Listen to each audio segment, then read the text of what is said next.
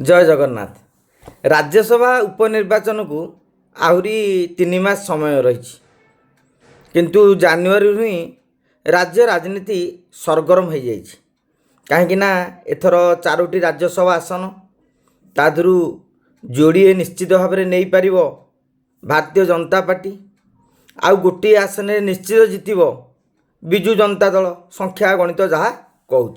एवं कथाटी हूँ चतुर्थ आसन रे लड़ब किए जड़े नेता जी कि विजु जनता दल और भारतीय जनता पार्टी तांको समर्थन करें ताहले जड़े चतुर्थ प्रार्थी हो पारे। जो भाव में अश्विनी वैष्णव को बीजेपी प्रार्थी करथिला, विजु जनता दल समर्थन करथिला। वर्तमान से ही अंक कषा आरंभ हो जाए। नचेत आउ गोटे अंक अच्छे बीजेडी और कांग्रेस मिसिले भी चतुर्थ प्रार्थी को जिताई पारे, किंतु बीजेडी कांग्रेस मिसिकी गोटे प्रार्थी को जिताइबे यह भारतीय जनता पार्टी सहजरे ग्रहण करें। बरं विजु जनता दल सह भितरिया बुझामण को लेकिन अंक कषा जापे। से अनेक राजनीतिक समीक्षक कहते जे यही राज्यसभा निर्वाचन बेले नवीन बाबू विजु जनता दल आग को भारतीय जनता पार्टी सहित जीवे ना कड़ा टक्कर हम ना विरोध हम ताहा स्पष्ट हो अनेक अंशरे सत।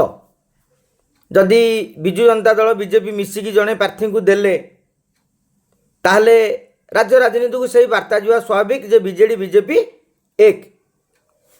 एवं आउ गोटे कथा होची जदि किसी माने जमी साहित्यिक सांबादिक कि जड़े प्रतिष्ठित व्यक्ति को गोटे बीजेडी कांग्रेस बीजेपी मध्य बुझाणा भी करा जाई पारे, सेटा तो समय कहब।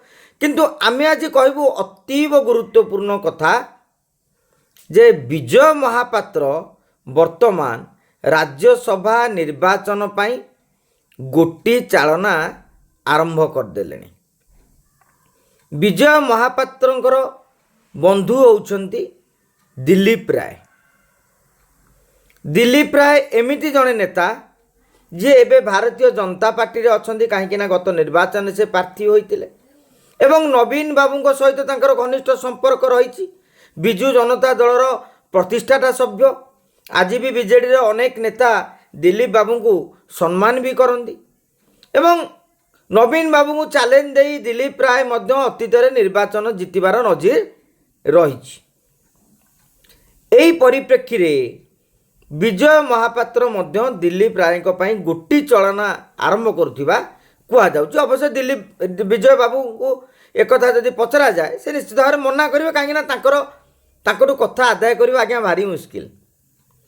एबे झारसुगुड़ा गस्तरे जाइछंदी महानदीर देखिए जो छत्तीसगढ़ बंधर कथा, कहीं महानदी आंदोलन आगक बढ़िबार संभावना रही। एवं सुरेश पुजारी राजस्व मंत्री तांकर पुओ बाहागर रही से जोग दे पारंती। किंतु हठात विजय और दिलीप अवश्य आमर गुरुदेव नवीन दासंकर बासभवन में एकाठी 2 जण नेता मेल होता। अवश्य से अवसर थिला दिलीप रायकर जन्मदिन, यहाँ जड़े माने साधारण स्वाभाविक कथा। किंतु दिलीप विजय एक थिबारु आगामी दिन में राज्य राजनीतिर जो मोड़ बदलियो बोली चर्चा होची। निजे भी विजय महापात्र बारंबार कहउछंती जे बहुत राजनीति रे बहुत मोड़ बदलियो, तेणु ये मोड़ मध्य गोटे हेई पारे। दिलीप राय को जदि राज्यसभा को पठा जाई पारे, तेणु देखा जाऊ विजय महापात्र पुओ मध्य एबे विजु जनता दल रे आज्ञा अछंती। तेणु या नहीं शंख भवन भी किसी हलचल हो पारे। तेबे धीरे सुस्थे गोटी चलाउथुवा विजय महापात्र तांको रणनीति रे सफल होउछंती कि नहीं एमिति भी चर्चा होची। राज्य जो नुआ आंचलिक दलर गठन सब परिकल्पना आरंभ हो जाइछि, विभिन्न महल में बैठक बसुची।